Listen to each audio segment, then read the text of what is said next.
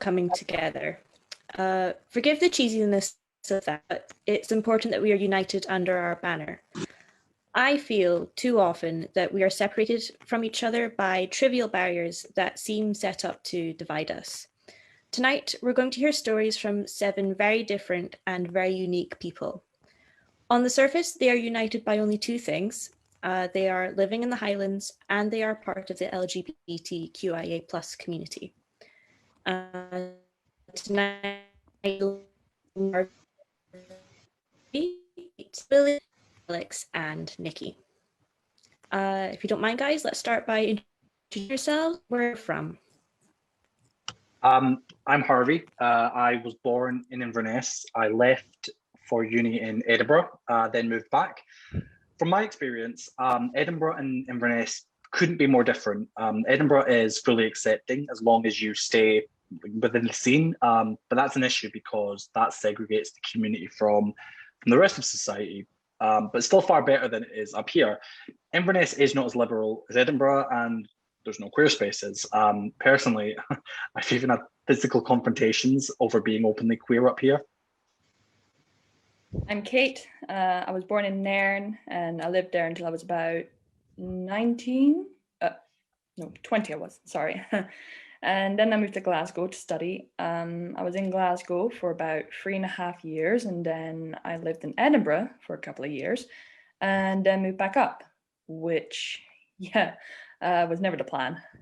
I came back for the summer with no money and I was like, I'm only staying for the summer, and then somehow I'm still here. So if you don't mind, talking a little bit more about queer experiences in the Highlands, did you feel like you could express yourself up here? Yeah. I mean, I think when I lived in Nairn, I knew a couple of gay people, but they were boys and they were either very much accepted because they were so out and they sort of made themselves entertainment for people. So people were comfortable with that, or they were very much not accepted and, had some horrific abuse and stuff. And like, I never partook in it because, I had those feelings myself, but yeah, you were accepted if you were there for people's entertainment or you were really ridiculed. I always say I'm a femme lesbian, but like, if I don't look like what people perceive a lesbian to look like, which is a load of shit, I know, but like girls I knew at school who looked like a lesbian got so much stick, and it made me really uncomfortable as a young person, and it made me really uncomfortable to come out. And actually, my best friend, he was so gay. He was so out. He'd wear leather trousers. He would just like camp it up. He wouldn't give a shit. And I thought he was so brave, and I wasn't comfortable in myself to do it. And it was definitely moving to Glasgow, for me in any case, like that was my opportunity to explore. I remember my very first day of my very first class, and there was this girl, and she was from Glasgow, brought up there all her life, and she was wearing this t-shirt that said, probably heard of it, "Dip me in chocolate and throw me to the lesbians."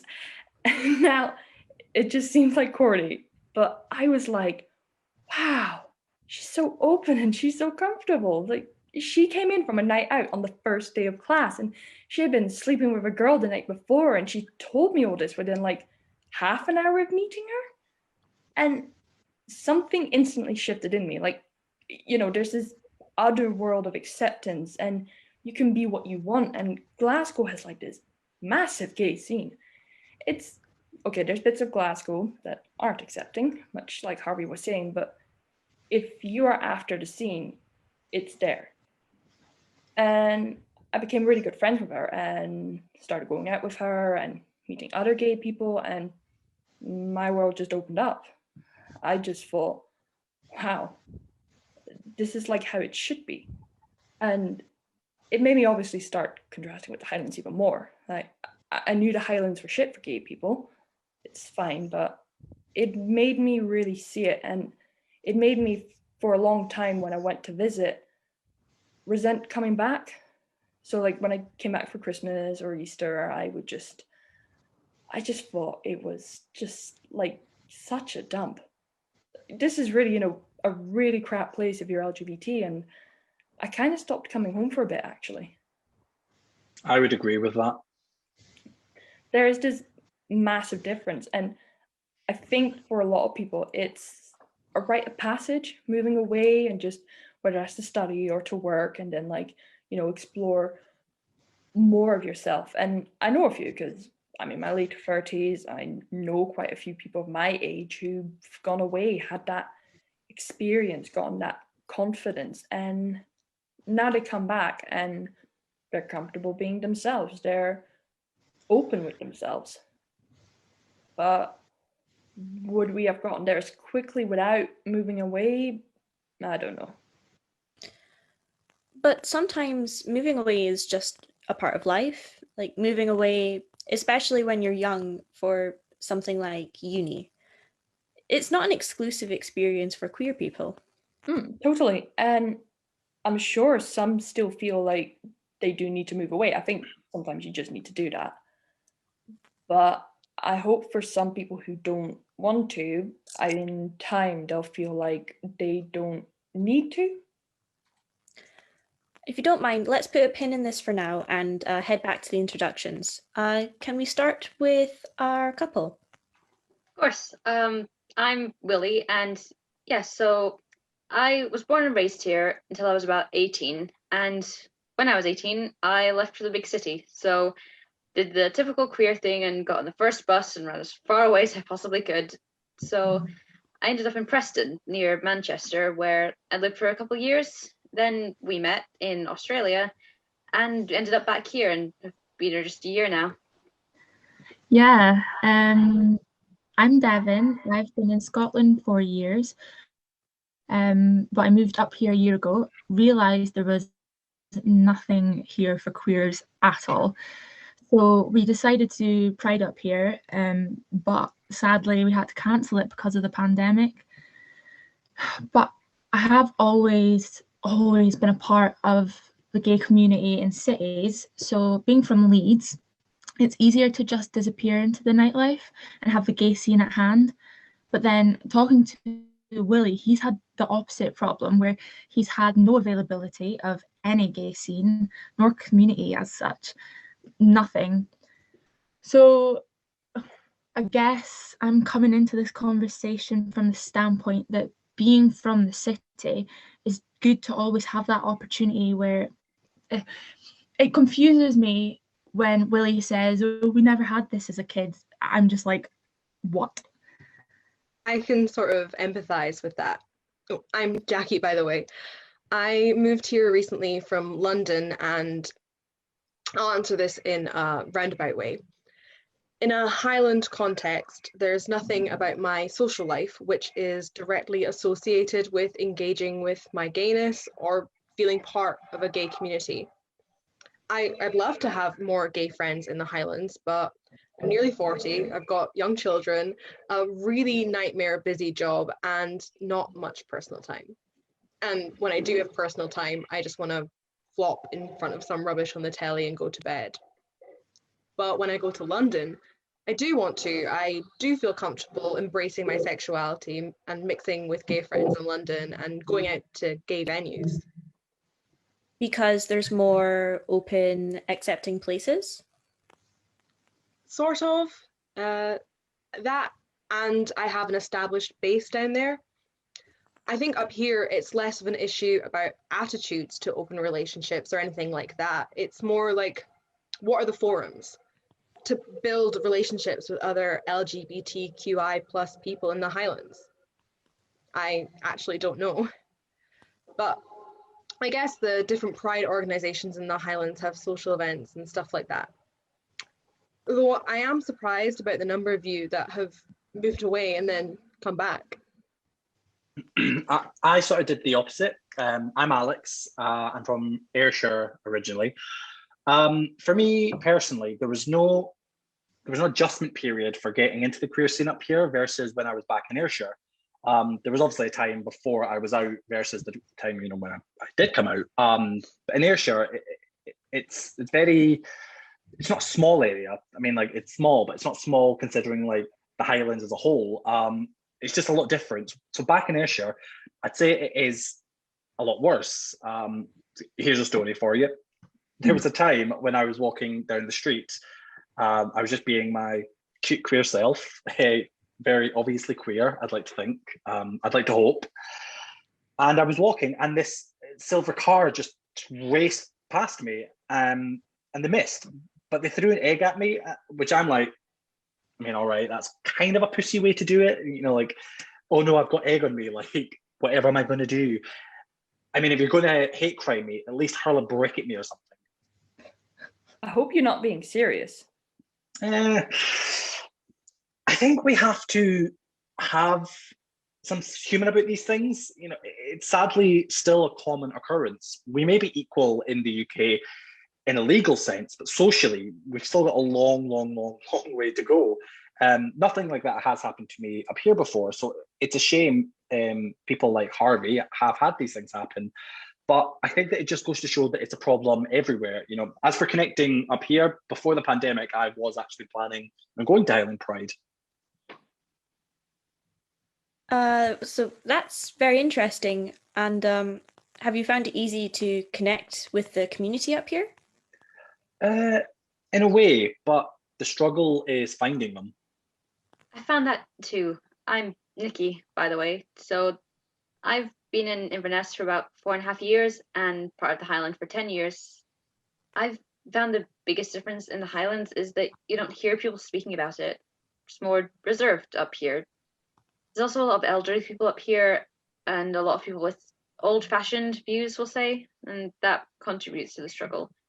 So for example, I'm from Banff originally, and I moved to Aberdeen for work. In my experiences, Aberdeen has been far more accepting, but maybe that's also a coastal community thing. I see. And what prompted you to move away to begin with? I agree with what Kate was saying earlier. Maybe some people would rather feel like they didn't have to move away to be accepted, but right now that's just the way it is. Okay. So let's go back a little bit, and I want to know a little bit more about how you identify, if you don't mind. Willie, can we start with you? I identify as gay, but I identify as queer as well, just because I'd like to remove the stigma of that word, which seems to be quite prevalent. But yeah, I like to identify as gay and queer. Can I just ask, why is the word queer important for you in your identity? Well, the thing is, there's still a lot of stigma around that word. So Devon runs a Facebook group in the community in the Highlands, and recently he tried to change the name to include queer, and it did not go down well. What was that all about? And it's this thing. It's gay men from the city that seem to have the issue, and it's like, I just don't understand. It's definitely like a pain point there with that generation, and people who are following that generation too. It's normally white cisgendered gay men that are older that have the problem with it. And I don't know if it's because of the homophobia that they received in the 80s and 90s, but it does still stink for them. But they seem to wear their trauma as a badge of honor. Like, rather than going, you know what, I'm going to take away the power that this word has over me, which a lot of people have done, even with the word gay, the rainbow flag, and all these different things that we've developed. And even taking the word queer and developing it like that, they're like, I've been attacked and you've obviously never been, you know? I've had conversations with people in that group before, and it always kicks off. It's always something. The word queer just kicks off. Yeah, it immediately triggers them. So, well, maybe it's like a Scottish thing. Oh, I should try and put it in the other groups and see. We normally talk so openly about trauma and things, but like that with white cisgendered men, because obviously we are one. We wouldn't say, like, if women were kicking off or female identifying, we wouldn't be like, oh, well, they're using trauma. It's because we're a part of that. Yeah, it's because we can identify with them, but specifically those men they just don't want to entertain the thought of, like I say, taking the power away and going, do you know what? I'm going to grab this, even down to the pink triangle. It's like something that we've taken that was used against us to murder us in concentration camps is now used as a powerful symbol, and I even want it tattooed on me. If I may interject here, I know a big part of this argument is also about inclusivity. So I'm a lesbian, but I know, for example, when I'm speaking about LGBT plus issues, I will often just say gay for quickness rather than LGBT because it takes so long. But I know then it becomes a thing about why call it gay rights when it's not just for gay people? I know people want to use the word queer as an umbrella term. However, because of how that word has been used in a derogatory way in the past, you run the risk of excluding a lot of people who don't identify with that word.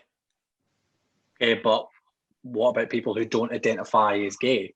Like, isn't it also exclusive just to call it gay pride? Well, yes, I suppose. But we can't ignore that the word queer is very divisive. I understand the need to reclaim the word, but can't we respect that some people just also don't want it reclaimed? Like, trying to force it to happen isn't going to help matters either. But I don't think it is being forced. Like, no one is saying that you have to use that word to identify yourself. Like, queer can just be a nice shorthand, for identifying yourself if labels don't fit you, as well as saving everyone the energy of explaining to the straights what pansexual or bisexual means. It could benefit people in the long run. I just think people need to get over themselves. But that's the thing. You don't want to ostracize an entire part of the community. As much as it doesn't affect you, there's still trauma attached to words like queer. So we should be careful. Maybe there's space for some reclamation. I would agree. I, for one, love the word. I started a queer choir and we got loads of people that would come love the word queer. So I never had an issue with the word until this group. But then I started thinking, do these people just not want to join an LGBTQI choir because of the word queer? Are they just refusing to join it because of that? Because that's just silly. It's sad because the choir's amazing. We have all walks of life and it's the most queer place you could possibly find, and it's so lovely, and it's the most bizarre people from all over, and I'm like, are you missing out on parts of your community because we've chosen to use that word queer?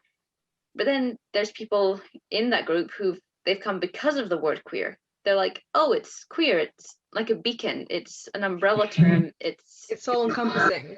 Yes, exactly. But Kate also has a point. What I think this shows is a real generational divide between people in the community. It wouldn't hurt for us all to do more to bridge that gap.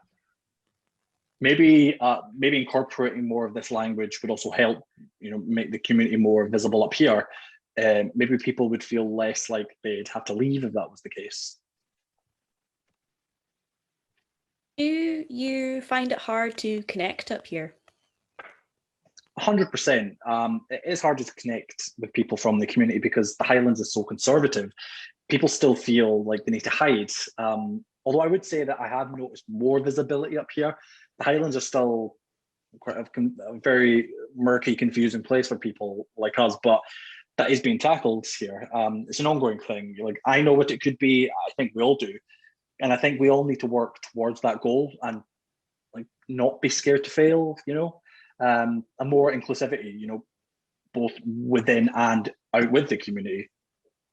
One of the biggest challenges is distance.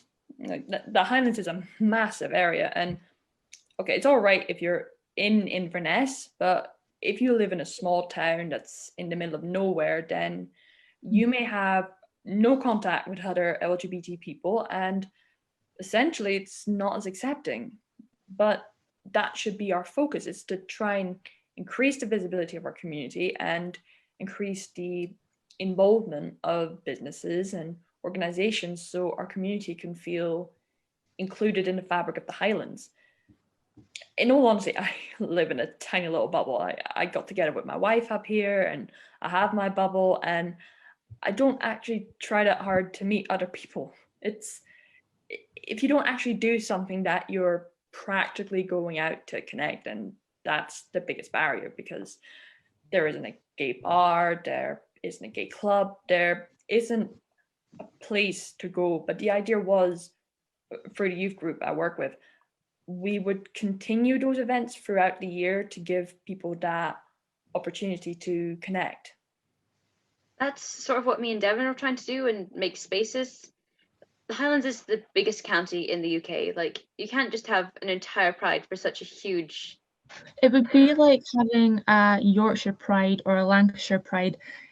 It wouldn't make sense. Plus, it can be a lot more localized. Yeah, exactly. Yeah, and their Pride was obviously a march and a huge celebration, but I think ours was going to be a bit more, much smaller, kind of intimate. Much more community driven.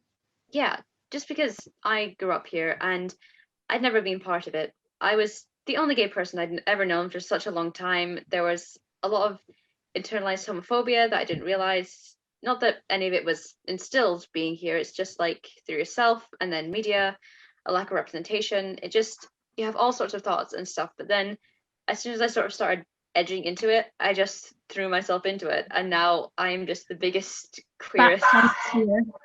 Yeah, like literally it was being baptized in a pool full of champagne by a drag queen. Yeah, and that's really what we try and do. And as well, we have a huge amount of privilege and we're clocked onto that. We do use that, and we're very much aware that we have power in that privilege. So that's why we created things like the choir, the Pride. We try and create spaces for people who wouldn't normally have that privilege or the power to create those spaces. It's just the way society's built. We can't really say no to a confident white man. So we're very much of the case that we'd want to go into these kinds of spaces and create that path for people society wouldn't listen to. So yeah, we're not deterred by anything. Yeah, I mean, all I've done is welcome them with open arms and show them that it's a friendly space. Just making sure that that everyone there knows that we're just a bit human. You know, we're not aliens. Even if you're part of the community, you feel like you're a bit of an outsider if you sort of indoctrinated into it yet. So looking inside to it from the outside can be frightening. But when you just bring them in, having a laugh, talking to them, me and Willie almost like to provide ourselves as like an example. Like Willie said, we're not poor, we're not shy. We can take advantage of these privileges and go, look, it's all right, come join us. You know, we're both, you know, people who've almost wanted to emulate what we do. And it's sort of nice to act like a mentor and get people involved. Interacting as a community and connecting with others, it's something that people shouldn't feel deterred from doing. It's not something people should feel deterred by. In fact, they should feel like magnetized to the community. Yes. I like that. The magnetized to the community. I completely agree with the boys here. If we want to encourage others to participate, we have to use what powers we have to uplift others. It's what I try and do with my work. And it just shows that visibility is just so critical, isn't it?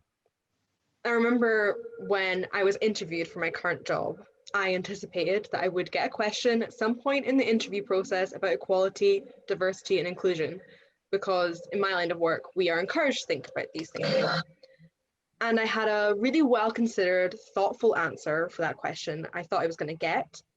I did get the question. And instead of using the really well-crafted response I prepared, what I actually said was, what you need to understand is if you were to appoint me to lead the establishment, you will be appointing a gay woman with a wife and 2 kids. And I imagine that we don't look like a lot of other families in the Highlands. So I hope that tells you something about my approach to equality, diversity, and inclusion. And it's important that we are seen. Totally. Being queer for me is all about change and wanting to not assimilate, but almost represent yourself wherever you are. And that includes everybody in the community. I feel like, as nice as this chat is, we need to keep in mind the reason why people feel ostracized within the community. I don't have what's seen as a conventional identity, I guess, especially when it comes to the queer community. Ever since we started, like gelling together, there's almost been a movement to push the T out. And with that, there comes the sense of, well, I'm just going to reject the community before it rejects me. I think there is a sense of that when it comes from a place dramatic as like that happening. So if we're talking about changing something in the Highlands, it would have to be everywhere. Honestly, when it comes to what problems we face, it has a lot to do with how other people react to us. And you can slap a bunch of rainbow stickers onto your institution. You can claim to have a no tolerance policy. You can condemn homophobia till you're blue in the face. Not to be a pessimist, but it is an ingrained problem. And there isn't just going to be, one way that you can fix that. You can't really make a 12-point plan when it comes to homophobia. It really just is the normalization of it. Yeah, I agree. The Highlands issue is labeling. And I remember when I lived there, that's the thing I really hated about it. And the major issue with no visibility in the Highlands is that there's no safe space for queer people in the Highlands. That thing makes people even more uneasy about coming out because it feels like it endangers the community. I don't think there's enough gay bars as well. I think there needs to be more gay bars.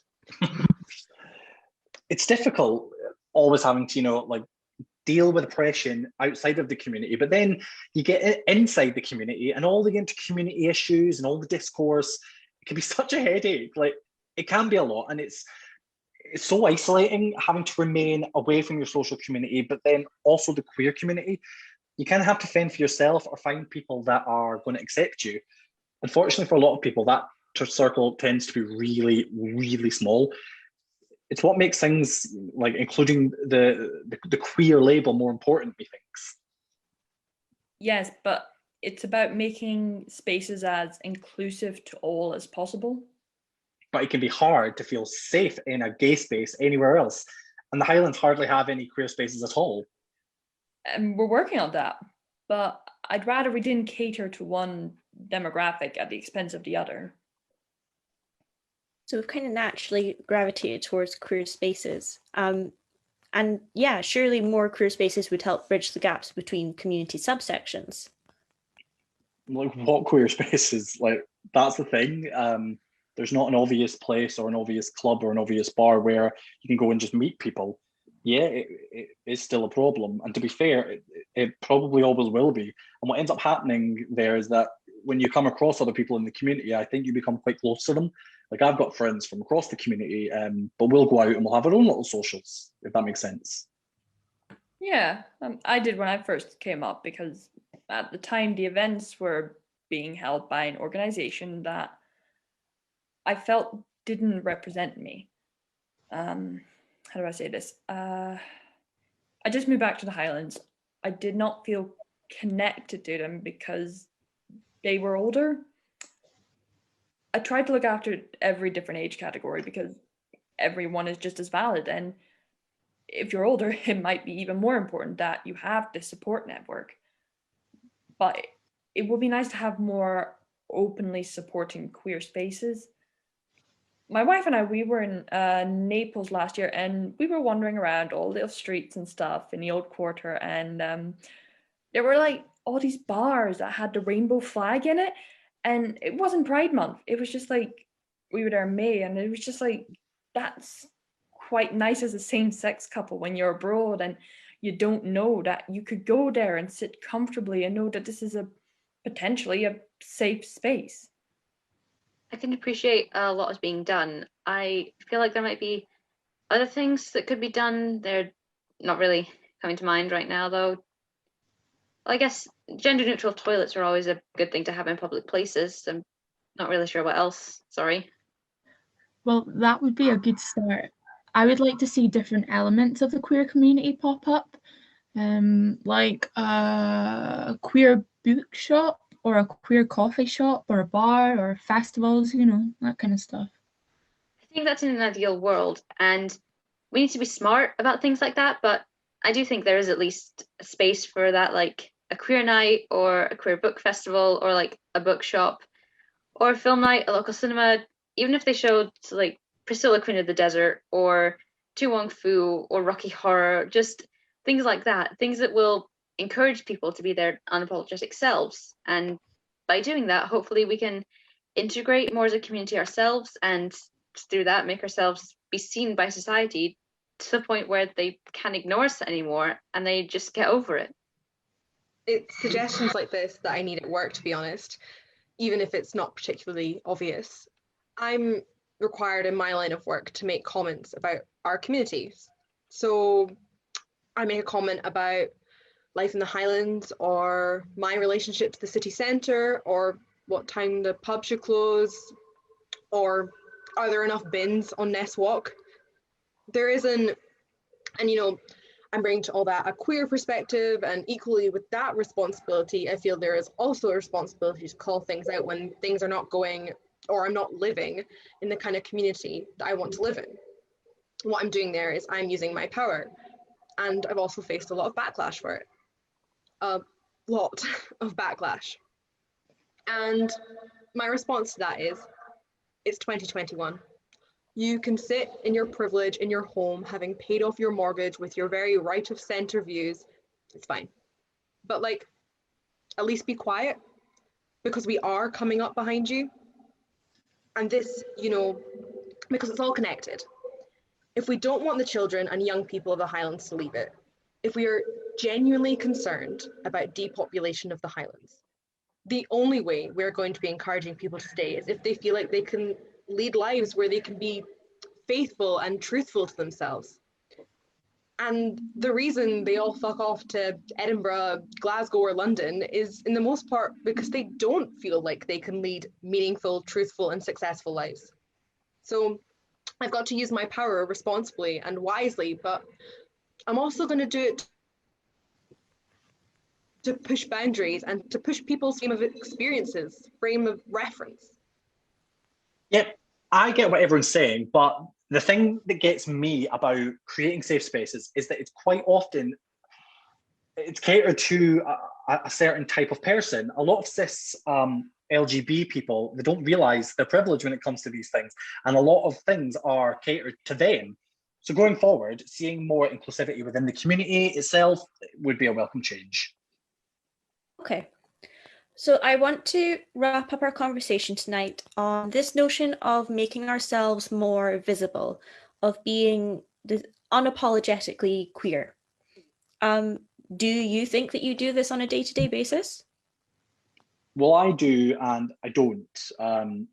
Working as a drag artist, I, of course, engage with the community in my shows, but I don't engage on a day-to-day basis. The reason it doesn't feel like you're allowed the time. Like, life is just so busy. You meet people along the way, but if it's not a big deal. You know, to be honest, I don't think the community exists up here in a way that, you know, you can engage with it. We don't feel free up here, and it doesn't matter how hard we work. It's hard to find freedom. The issue here is obviously, compared to other cities down south, we're very conservative up here, and that conservatism, I think, leads to a greater need for pride. You know, once upon a time, I was actually very anti-pride. I guess I just didn't understand it. I didn't think we needed it anymore, and I put that down to because I'd never faced any outward repercussions for being queer. But when I moved up here and I was, you know, harassed physically, verbally, in terrible ways that I won't go into, but experiencing that has made me realize the importance of pride. And I'm not deterred. I'm not hiding. I just feel like it's pointless. I think as well, the social media backlash that the community gets every Pride season. Why do we need pride, or the straight pride argument? Our biggest setback in terms of being visible is that there's an ignorance or unwillingness from straight people to understand the issues of coming out. If we view coming out as the first step to visibility, this is a major problem. It all comes back to fear, like fear of rejection, fear of attack, all of it. Yeah, and yet pride is the biggest show of visibility that we have. Exactly. I sometimes feel there's something very brave about living openly, like you're suggesting, but that shouldn't have to be the case. We should just be able to live relatively peacefully.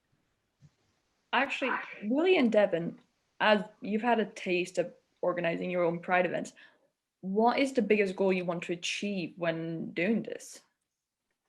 Well, when we were putting together our event, we had more kind of focus on the allies and turning people into allies and educating allies rather than like it being a huge in your face celebration of queer culture and queer pride.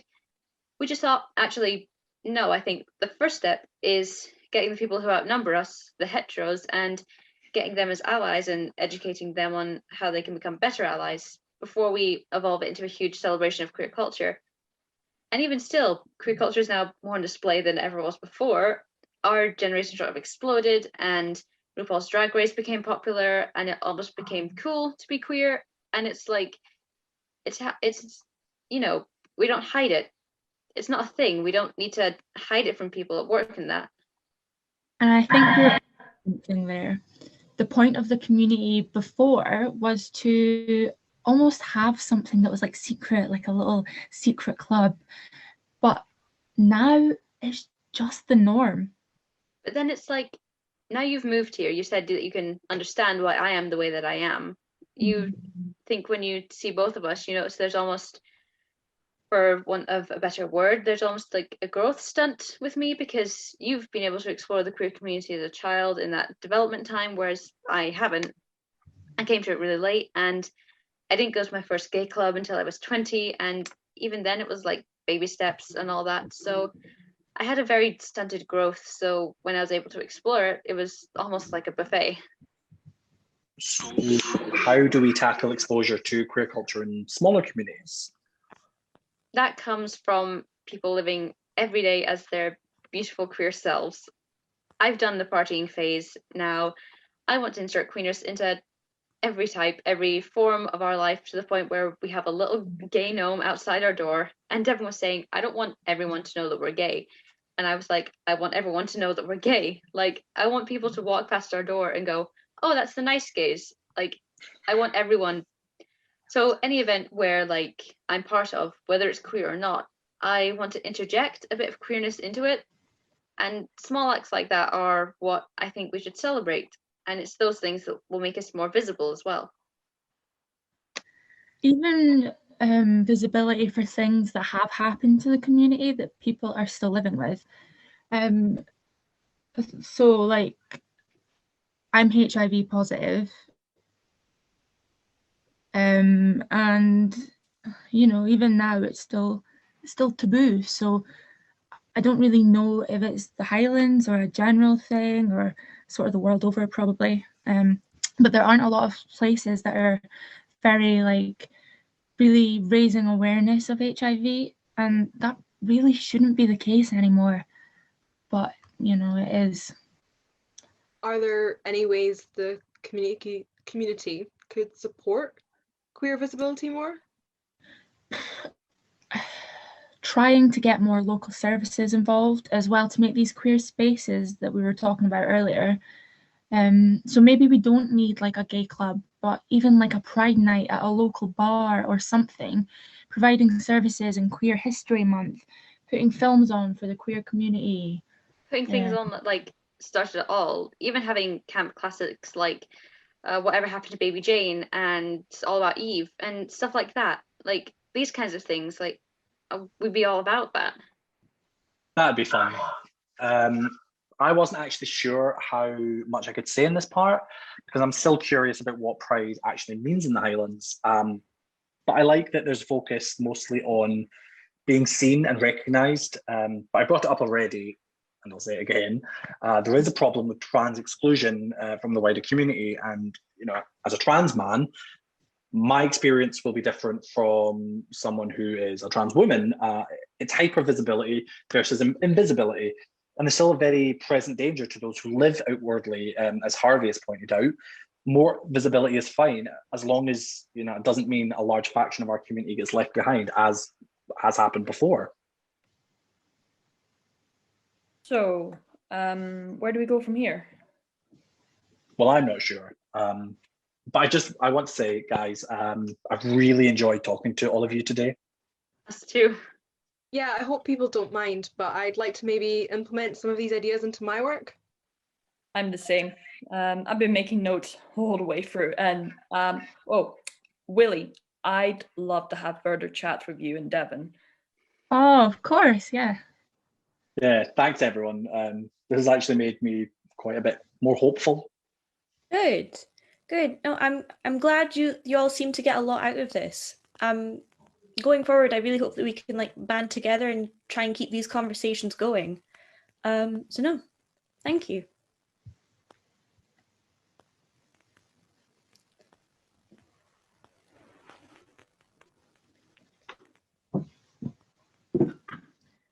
Hello, thank you very much. That was fantastic. It was really interesting to hear. That's the first time I missed your performance in December, so it was really fun to sit and listen to it and wonder who was who.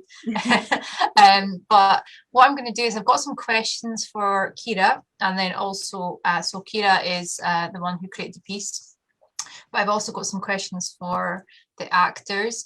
I know this is not your real names at the moment. If you get a chance while I start to ask Keira some questions, if you can change your name back to your real name, just so that I can actually ask you as your real name, so I remember. So Keira, I just want to kick off. What was the process behind creating this piece? So the process behind this piece, it started off with, I knew I wanted to do something about the LGBT plus community up here. Like being queer myself, I felt like I hadn't really like gone out and made any connections in the real world. So it kind of started off as doing that, and then I'm really interested in something called verbatim theatre, which is taking interviews from real life people and turning that into theatre and performance art. So all the characters that are in this piece are based off of real people and are based off of like actual like interview transcripts that I sat down and had with some of them. Some of it, most of it digitally, I'll be honest, but some of it I managed to do face to face, which is really nice. And then I just collated them all. I kind of stitched them all together as best as I could, and this is the final product. It's really interesting just seeing how the dialogue all fitted together. And obviously you are doing this tonight on Facebook Live, which we're really grateful for, and it's really cool to have for LGBT History Month. But is there any plans, when it's safe to do so, to do this as a live performance in person? Definitely. Yeah, this whole digital theatre thing, I think it's wonderful. I'm really glad that I've been able to continue my craft like through like a digital platform. That sounded so wanky, but like, but I've really enjoyed like experimenting with this platform before, because I never had. But my training is with live performance, so if I can, I would like to revisit this piece later in the future and put it on a stage. I thought that you went between each other really seamlessly, and it wasn't lost that there wasn't an audience that you could see or hear. But I guess, how does it make you all feel as actors not having the audience there? You know, you don't hear people laughing or gasping or walking out in disgust because you use the word queer. You know, it's a very different experience, isn't it? And I just wonder how you find that. And that's open to anyone who wants to answer it. Well, I've never done a performance like this. Like, it's kind of the same as Keira. You know, I'm used to live performances or filmed ones, but this was a different experience. Obviously, as an actor, you have to make sure normally that your position and your voice is right, but just now it's like, is my internet going to be okay? Have I had any issues? Can you see me okay? Is the lighting fine? So it's a totally different vibe being an actor, but it's been good. Yeah, it's definitely been a learning curve. Like my partner just went to the toilet there and I could hear him, and I was like, oh, please don't like come through on the thing. Like as he was walking, I was like, thank God. Like it's just all those tiny little things. Like I've got my cat behind me asleep, and I was like, please don't wake up. And she's been very present in the rehearsals. Like she always likes to be a part of it. So it's kind of just getting used to those kind of things. It's very, very unusual, and it's not something I would like to continue doing. As soon as it's safe to do so, I want to get back into a theatre and work with people and workshop things live with people. And it's that's really what I miss. But this has been a fantastic learning experience. Yeah, it that's just feels definitely. like a, Oh, sorry, Rachel, on you go. Sorry. oh yeah, I was gonna say it just feels like a rehearsal weirdly, because that's normally what it's like. It's just you guys in the room, and you don't know if things are like the funny things are landing or not, because it's just you guys. So Yeah. you just trust that the audience is having a good time, but at least you can't tell if they're not, Yeah. Well, I mean, while we've been live, it's been sitting at around 40 to 50 people throughout, which on a miserable Wednesday evening when everyone's pretty much hibernating with Netflix, I think that's a pretty good turnout for tonight. And it's very true what you say about doing stuff online. I had a technical issue right at the beginning there, and I had tested it with you all before we went online, got rid of our weird sort of whining sound that we had, and still things go wrong, and it is harder to laugh it off when you're not in a physical room with people. But I thought you did a great job, and it was fantastic to watch. I guess the next question is for you, Keira. What are you working on next? So a couple things. Actually, I don't know how everyone else feels about this, but I still consider this piece very much incomplete. I would love to go back to the interviewing stage and get more interviews in. And right now this piece is sitting about 40 minutes. I'd love to extend it to like a proper like full length play. But I would need more interviews to do that. So revisiting that is definitely on the cards at some point. But currently I'm working with my theatre collective, who I think are watching tonight, Vivid Roots Collective. We've just kind of set up base. We're planting our roots, no pun intended. And our Facebook page is now live and active, so you can come talk to us, and we're working on stuff, some very exciting things through that as well. No, that's fantastic. I can't wait to see what you do next. So this is a question for the actors. What made you want to get involved in this project? It's quite a unique project and I guess it's quite a responsibility to try and do justice to individuals' interviews as opposed to a fictional piece. So you're being trusted with their stories. So I just wondered what made you want to get involved in it. I think for myself, I mean, in some form or another, I think everybody in this group feels linked to the community, like especially the LGBT, whether they're a part of that or whether they're an ally or anything. So just like there's this strong connection to the community. And for me, it's important to hear these voices, like of such a group, especially specifically in the Highlands. It's so important to hear those voices speak and like explain what it's like. And it's just having just the honor actually to be there and voice it for them. Or it's just it as you say, like it's quite a responsibility, but I think it's a responsibility that it's important to do, especially nowadays when we've actually, something like Zoom, we've got more an opportunity to invite people to come and listen. That was a great answer. Yeah, I mean, sometimes, like, I'm based in Inverness, and obviously I'm the chair of Highland Pride, and a lot of our volunteers are based in Inverness. And actually, what can happen just by default is a lot of our events happen here in Inverness.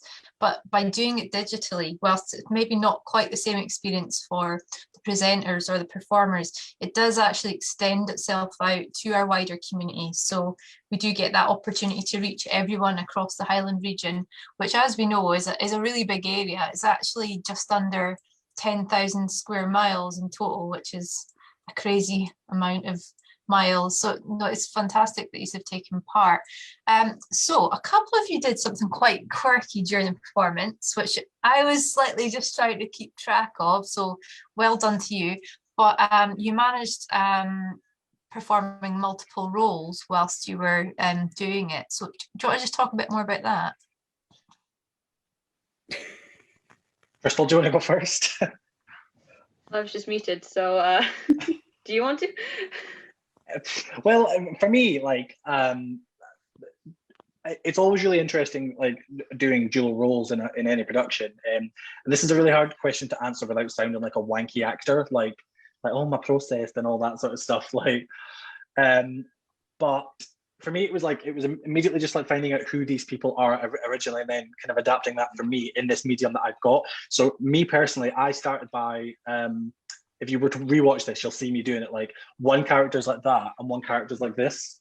Like, so it's just like that physically puts me in a different perspective. And the reason I kind of came up with that is by reading the script. I thought one character was a lot more like in your face, like angry, kind of radical queer that just wanted to like ram it down your throat, and then one was just a lot more like kind of almost being like kind of beaten into submission. And so but I feel it every time I do it, I do it slightly different, because these are real people, and the characters are so rich, and Keira's written such a fantastic script that it makes playing it makes it really, really good fun playing dual roles. However, in the future, like Keira was saying, like this, she considers this piece incomplete. Like, I would love to see every character have someone played by a different faction of the community. Like, one of my characters was a trans man, and I would love to see a trans man in the show, like speaking, his truth, and that's what really excites me about this project and where it will go in the future. And I'm going to come to you, Crystal, in a second, but do you feel it's something that we talk about quite a bit in our community? Do you feel that a trans man should be played by a trans man, or do you feel as an actor that you are able to do that role justice? And there's no right or wrong answer. I genuinely just am curious what your thoughts are on it. That's a heavy question, Jess. In this production, I do think I personally would like to see a trans man speak the words of another trans man, or a trans woman speak the words of another trans woman, because they have such different experiences to someone like me as a white gay man. I'm like, it's touched upon in the script, that white gay men are so privileged and they don't understand a lot of the kind of trauma that happens in the community. So I do feel like this role should be played by a trans man when it's possible to do so. And then when there's enough roles for trans people, and trans people are as represented in the media as white men and white women, then it's the same with people of color. Like, when there's enough opportunities and they're equally represented, then we can start having conversations about who can play who and what can play what and whatnot. But until there's a level playing field, I do feel like people should be telling their own stories. So I really can't wait until we can get a trans actor to come on board and play that role, and because I think it's just going to add such a different gravitas to it that someone like me can bring. I will say to Ryan's benefit, he because we did have a trans actor involved to play the role of Alex, who sadly had to drop out quite last minute. So just a thank you to Ryan for taking over for that role. Thank you, Ryan, and thank you for answering that question so well. It was I did put you on the spot a little bit there, sorry. It was nice, easy questions, and I just turned the heat on. Crystal, you also did 2 characters, didn't you? Yeah. Yeah. And they were very different again. I was very aware they were quite different characters. I think a lot of mine came like from the text, because like Willie had a lot more to say. Like, he was a lot more open. There's a lot more like, I don't want to say rambling because he's in the room, but there's a lot of rambling. You're in trouble if Willie's watching this. I'm only joking. And like Nikki was had much smaller parts, which like played a lot into it, I feel like. And yeah, like, yeah, I feel like a lot of my stuff was more text based and what I was like actually given rather than feeling or anything. Yeah, okay. One of the things that blew up our comments was the use of the word queer. I mean, and it's actually really good the way that you unpicked it in your performance piece, because the moment you started talking about it, our comments exploded with, you know, I like the use of the word queer. Other people find it a derogatory term, and I thought it was really good the way that you actually managed to unpick it and talk about different people's views on that. And I suppose it is just a question for whoever wants to answer it. What's your personal feeling on the word queer? Because actually today, in my own personal work, I had an issue about the use of the word queer, and was that appropriate? You can't call people that. That's like, and it's one that we come up against a lot, and some people say it's a generational thing, that younger people want to reclaim it, but I don't know if that's necessarily true. I think it's really down to the individual, but I'm just wondering if anyone's got any thoughts on the use of the word queer. I'll jump in to start with. So I personally identify as queer, so I don't have an issue with that word at all. But for me, from a writer's perspective, and as someone who had to sit down and listen to everyone's viewpoints, especially in that role, my role was not to judge people on their opinions at that point. And that has been something I've always been really conscious of throughout the process of making this piece. So that conversation was really interesting to write, because, I didn't want to then antagonize or villainize any of the characters, because that would mean antagonizing and villainizing someone's viewpoint, and everyone's viewpoint is valid, and it's an important discussion to have. And if we can have it in like as non-hostile way as possible, I think that's what we need to like strive for when we're talking about these things. And I'm really happy that in the comments, like, people like felt the need to like contribute their own opinions as well, because that's the purpose of the piece, is to like encourage conversations within our community. So I'm really glad that everyone contributed during that part, especially. Definitely. There wasn't so much a question about it, apart from why is there not any gay scene in the Highlands, but which is a good question itself. But there was more just general chat about the fact that there isn't a lot to do in the Highlands if you're LGBTQ, if you specifically want to do something that's LGBTQ. We know there's no clubs, we know there's no bars, and there's no social spaces. It's difficult for me to hear, because like for the last few years we've been trying really hard to increase social opportunities through meetups, regular meetups. Obviously we're not doing them at the moment because bloody COVID. But we have been doing stuff, and I've mentioned before, a lot of it has been Inverness centric, but we do have meetups in Wick and Thurso, and we had one in Skye. We were hoping to start one in Gairloch, and it's like, I suppose it's a really difficult one, because hearing your interviews, it was definitely apparent that some people think nothing happens here, but there are little pockets of things, and it made me think about, we obviously have to do more work to promote that when things are allowed to happen again. But I just wondered if you had any thoughts about, when you were doing your interviews, that it did seem to be quite a common theme throughout most of your interviews, that there is a real lack of opportunity of things to do here. Mm-hmm. Yeah, it's a very interesting question. I think it comes down to, I'm gonna make this about me again.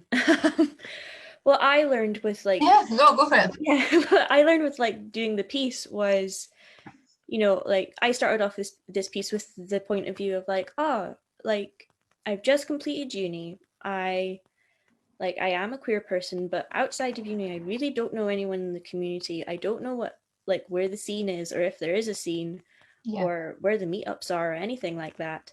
And through this project, I now have touched base, and I'd like to say made friends with people all over the Highlands,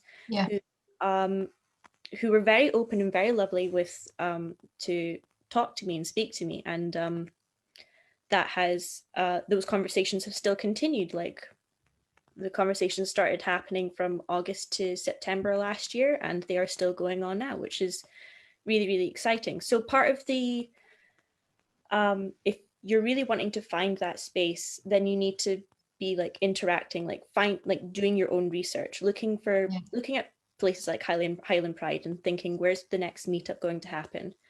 Or doing what Willie and Devin do, and it's like, well, we're going to create these spaces ourselves, and we're going to have a hand in actually making this happen.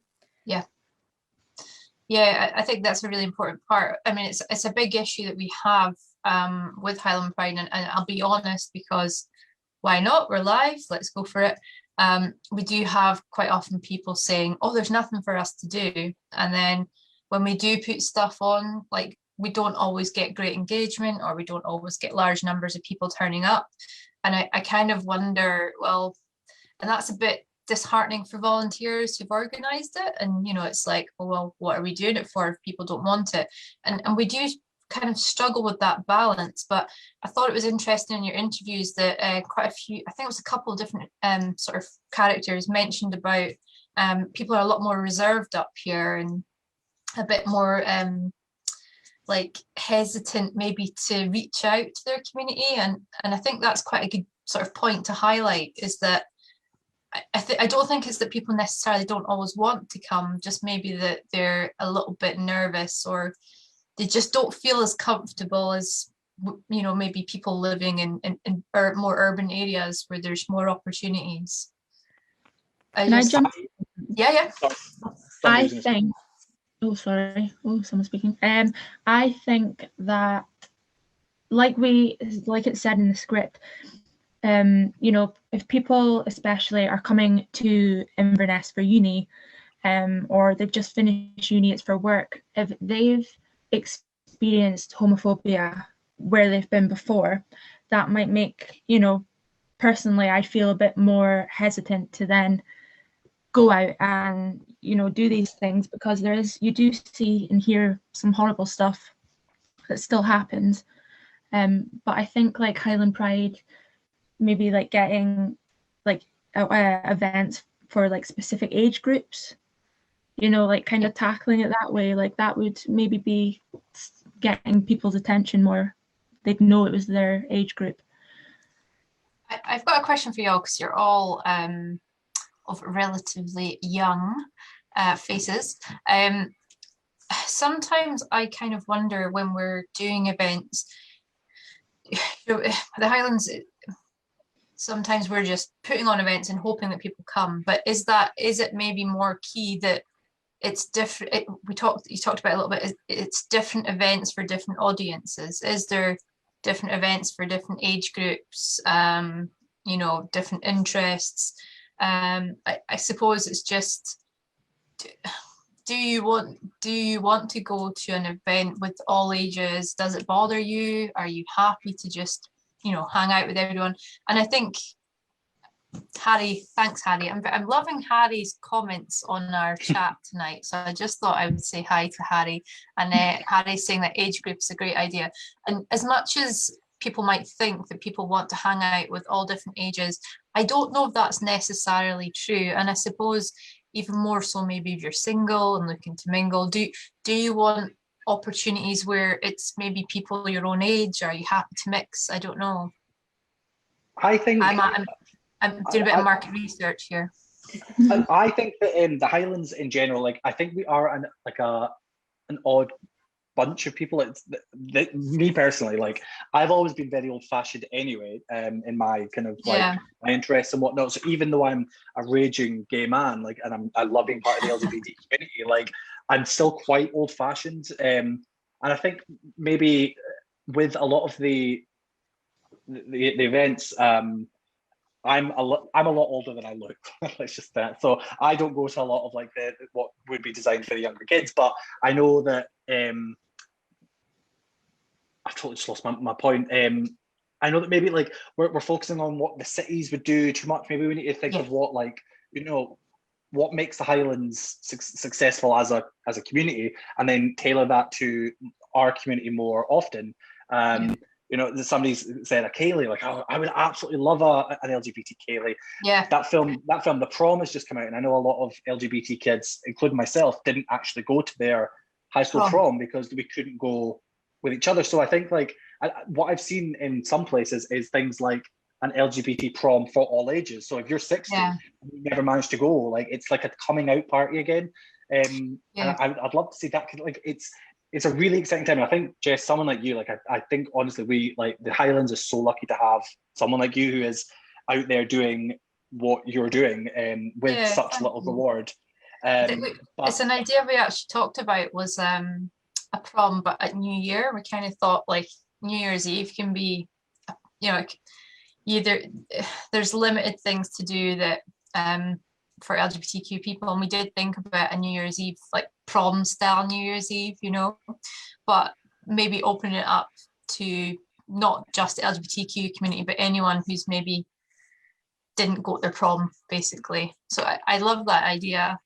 But I think you're really on something, Ryan, because actually I got a copy of Somewhere for Us magazine yesterday, and the editor of Undividing Lines, Kevin, wrote a really interesting piece about the Highlands. We're known for our creative, we're known for our culture, and we've got like really good writers here like Keira, we've got artists, we've got musicians, and I think you're on the money there, that we shouldn't try and recreate what bigger urban cities do, but we should actually play to our strengths.